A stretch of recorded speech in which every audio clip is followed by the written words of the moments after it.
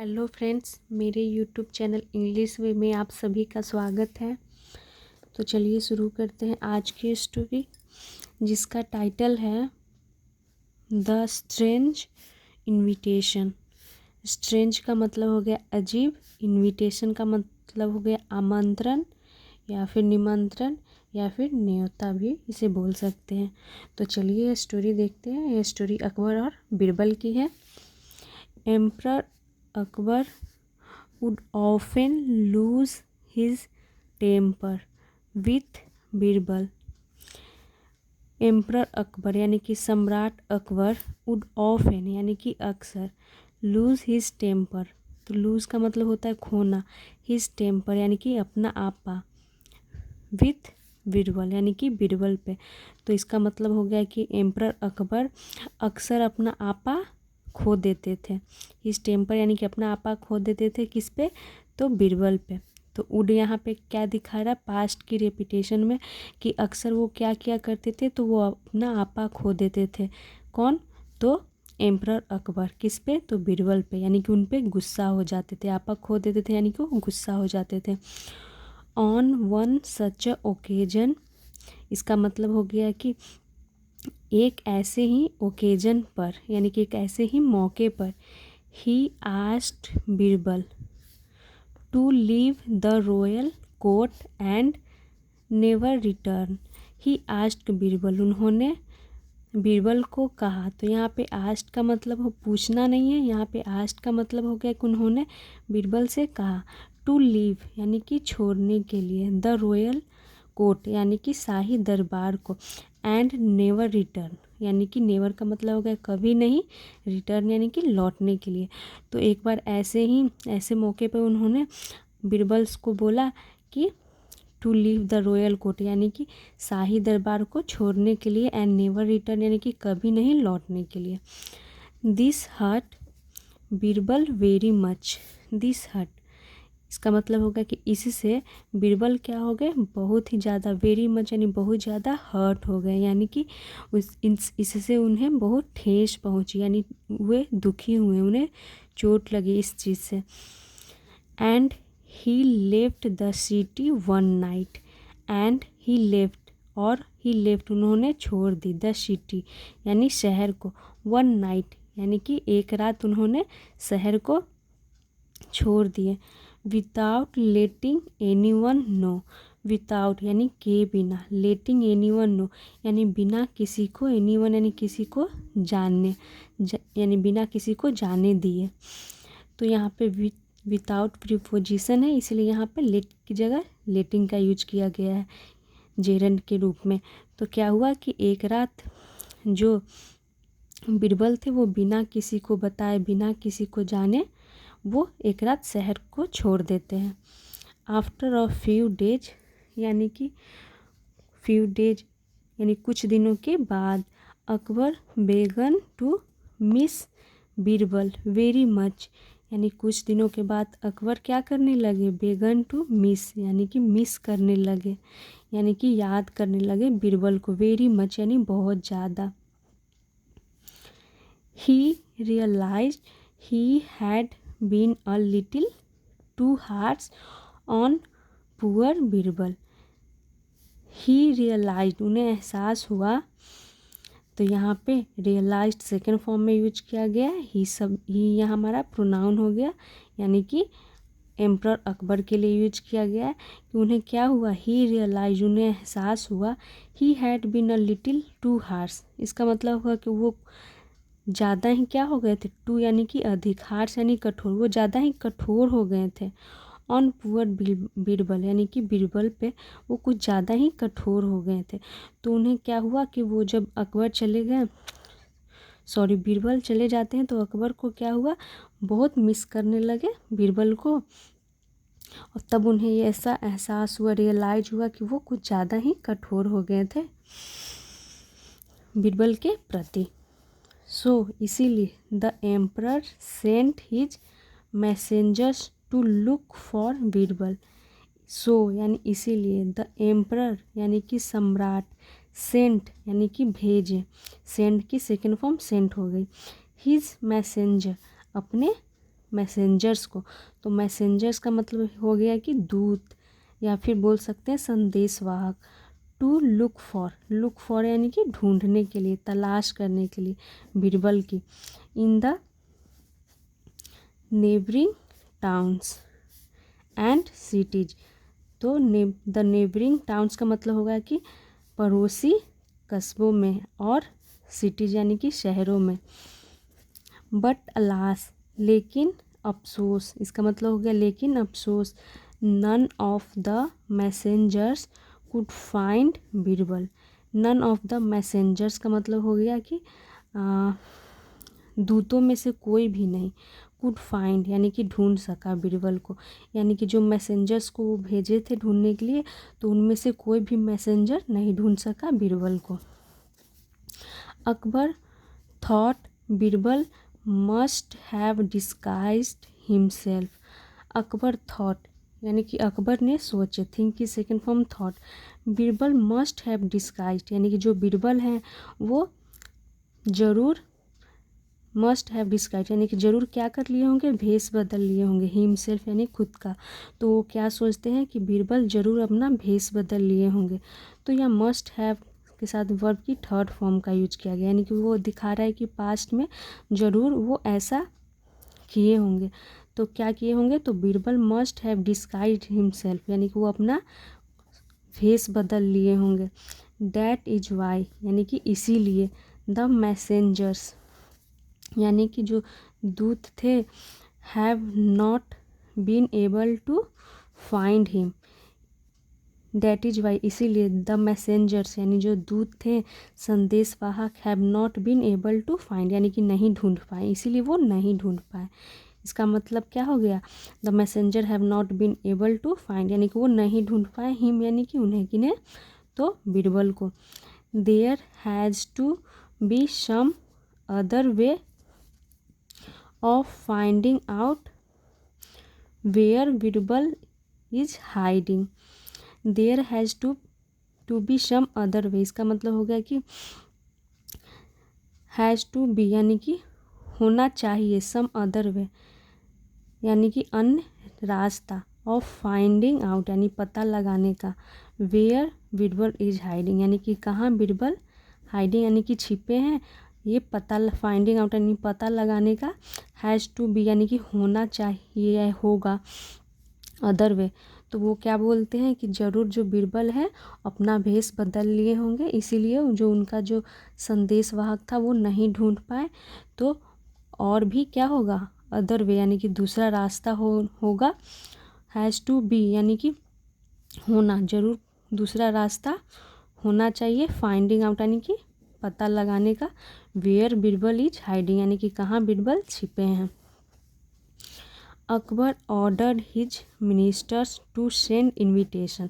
जो अकबर थे उन्होंने आदेश दिए, हिज मिनिस्टर अपने मंत्रियों को, टू सेंड यानी कि भेजने के लिए, इन्विटेशन यानी आमंत्रण, कार्ड्स यानी कि इन्विटेशन कार्ड का मतलब हो गया आमंत्रण पत्र। टू ऑल द किंग्स यानी सभी राजाओं को, ऑफ द सिटी यानी शहर के सभी राजाओं को वो आमंत्रण पत्र भेजने के लिए आदेश देते हैं।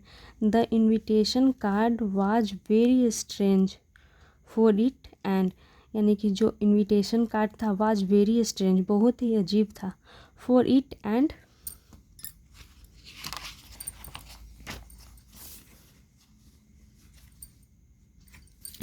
रीड। तो इसका मतलब है कि जो इन्विटेशन कार्ड था वो पढ़ना, रीड यानी कि पढ़ना बहुत ही अजीब था। The she of my kingdom, अब देखिए आगे पता चलेगा कि क्या इन्विटेशन कार्ड क्यों ऐसा लिखा गया है कि बहुत ही अजीब था, अब यहाँ से पता चलने वाला है। The sea of my kingdom यानी कि समुद्र, ऑफ माई किंगडम यानी मेरे साम्राज्य का समुद्र, वांट्स टू गेट मैरिड यानी कि जो हमारे साम्राज्य का, राज्य का जो समुद्र है, वांट्स यानी चाहता है, टू गेट मैरिड यानी शादी करना चाहता है। All the reverse of your kingdom यानी कि सभी नदियाँ, ऑफ योर किंगडम आपके, यानी कि ऑल द रिवर्स यानी सभी नदियाँ, ऑफ योर किंगडम आपके राज्य के सभी नदियाँ, आर इनवाइटेड यानी कि आमंत्रित किया जाता है। तो इसका क्या मतलब हो गया कि जो समुद्र है वो शादी करना चाहता है। All the reverse of your kingdom, यानी कि आपके राज्य के सभी नदियों को आमंत्रित किया जाता है। तो ये पैसिव के रूप में आर के साथ वर्ब की थर्ड फॉर्म, क्योंकि यहाँ पे ये हमारा कौन सी पैसिव हो गई, तो प्रेजेंट इंडेफिनिट की ये पैसिव वॉइस हो गई कि यानी सभी नदियों को आमंत्रित किया जाता है, क्योंकि हमारे राज्य का जो समुद्र है वो शादी करना चाहता है, इसीलिए आपके सभी नदियों को आमंत्रित किया जाता है। Please send them as early as possible, कृपया सेंड देम, कृपया उन्हें भेजें एज अर्ली एज पॉसिबल, यानी जितनी जल्दी हो सके। तो ये एक फ्रेज है जिसका मतलब होगा जितनी जल्दी हो सके। As the marriage will take place next week, as क्योंकि द मैरिज यानी कि शादी will take place next week, इसका मतलब होगा कि जो शादी है मैरिज है वो कब होगी, तो next week. All the kings who received the invitation were very puzzled, all the kings यानी जो सभी राजा थे, हु यानी ऑल द किंग्स सभी राजा, हु यानी कि जो, रिसीव्ड यानी कि जो प्राप्त किए थे, द इन्विटेशन आमंत्रण, वर वेरी पजल्ड बहुत ही क्या थे, पजल्ड थे यानी कि हैरान थे। तो जो राजा जो आमंत्रण को रिसीव किए थे वो बहुत ही क्या थे, हैरान थे। They did not know what to write in reply, they did not know वे नहीं जानते थे। तो ये हमारा हो गया पास्ट इंडिफिनिट की इंट्रोगेटिव की negative sentence. They did not know वो नहीं जानते थे, व्हाट टू राइट यानी कि क्या, टू राइट यानी कि लिखना है, इन रिप्लाई यानी कि जवाब में, उत्तर में क्या लिखना है उन्हें नहीं पता था, वे नहीं जानते थे। सो दे डिसाइडेड उन्होंने तय किए, नॉट टू रिप्लाई तो उन्होंने क्या तय किए, तो रिप्लाई नहीं देने के लिए यानी कि जवाब ना देने के लिए उन्होंने डिसाइड किया। टू द इन्विटेशन यानी कि उस आमंत्रण का रिप्लाई ना देने के लिए उन्होंने तय किया, क्योंकि वे नहीं जानते थे कि इसका क्या जवाब दे, क्या बोले, इसीलिए वो क्या डिसाइड किए, रिप्लाई नहीं करने के लिए। And pretended as if they had not received it, and pretended और क्या प्रिटेंडेड किया यानी कि दिखावा किया, एज इफ मानो, दे हैड नॉट रिसीव्ड मानो कि वे नहीं प्राप्त किए हैं, इट यानी कि पत्र, बट लेकिन, आफ्टर सम डेज यानी कि कुछ दिनों के बाद, emperor Akbar received a reply, emperor Akbar received यानी कि एम्परर अकबर को प्राप्त हुआ, मिला, अ रिप्लाई एक उत्तर मिला, from one of the Kings, one of the kings यानी कि राजाओं में से एक, यानी कि एक राजा से उन्हें क्या मिला, रिप्लाई मिला यानी जवाब मिला। इट सेड, तो इट सेड का मतलब हो गया कि जो रिप्लाई मिला उसमें जो क्या लिखा हुआ था, उत्तर जो मिला उनको उसमें क्या था, क्या लिखा हुआ था, thank you very much, thank you very much यानी कि बहुत बहुत धन्यवाद ऐसा लिखा हुआ था, thank you very much, for your kind invitation यानी कि thank you very much for your kind information, आपके दयालु आमंत्रण के लिए बहुत बहुत आपका धन्यवाद।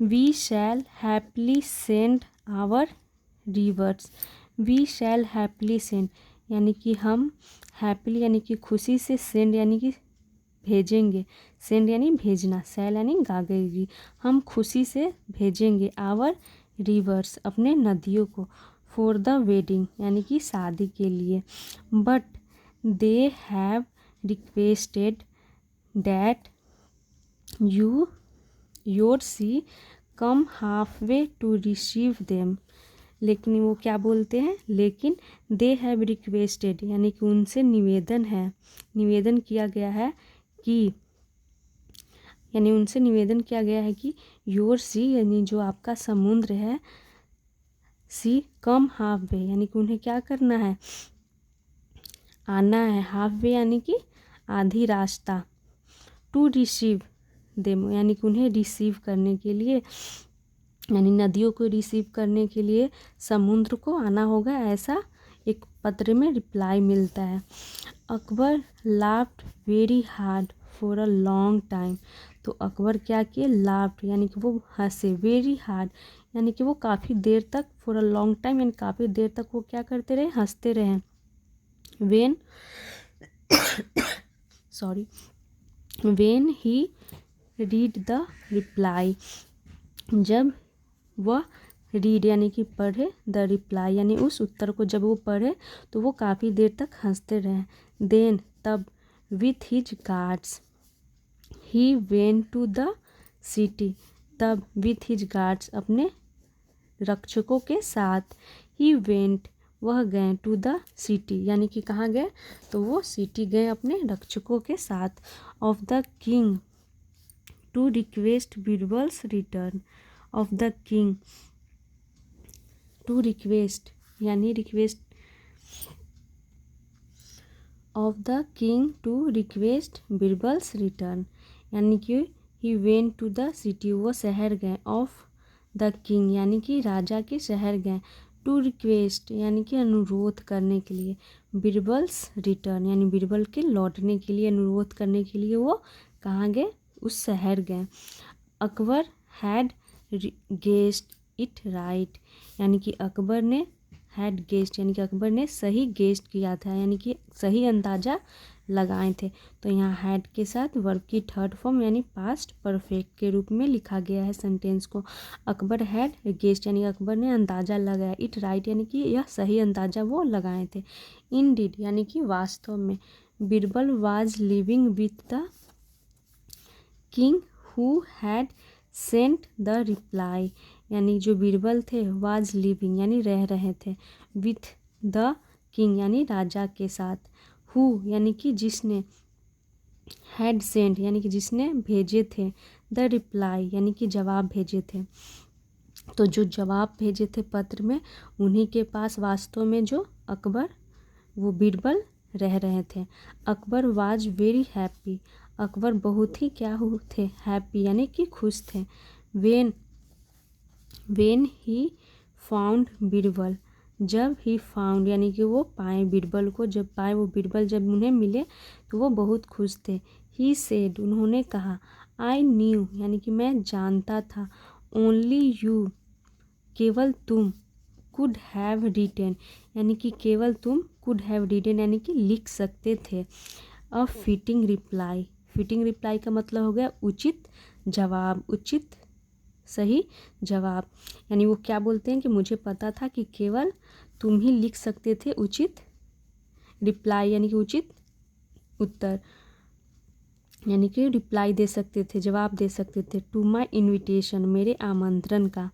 I am really sorry for hurting you, I am really sorry यानी कि मुझे बहुत खेद है, दुख है, फॉर हर्टिंग यू यानी कि तुम्हें दुख पहुंचाने के लिए। Please come back to my court, please come back यानी कि कृपया, कम बैक यानी वापस चलो, टू माई कोर्ट यानी कि मेरे दरबार। बीरबल टू वाज ग्लैड यानी जो बीरबल थे, टू यानी भी, वाज ग्लैड यानी कि वो भी क्या हुए, ग्लैड का मतलब यहाँ हो गया खुश, यानी कि वो भी, टू यानी भी, वो भी क्या थे, खुश थे। टू सी यानी देखकर, डैट कि द एम्परर हैड कम यानी कि जो एम्परर यानी सम्राट थे, हैड कम यानी आए थे, पास्ट परफेक्ट के रूप में। तो कम की थर्ड फॉर्म कम ही होती है। एम्परर हैड कम यानी कि सम्राट आए थे, टू टेक यानी लेने के लिए, हिम यानी उन्हें, बैक यानी वापस लेने के लिए एम्परर आए थे, इसीलिए वो भी खुश थे। He bade farewell to the king, he bade यानी कि उन्होंने, बेड फेयरवेल यानी कि उन्होंने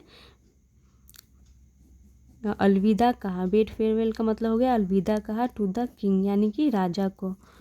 and left the city with Akbar, and left यानी कि उन्होंने छोड़ दी उस शहर को, विथ अकबर यानी अकबर के साथ वो उस शहर से निकल गए।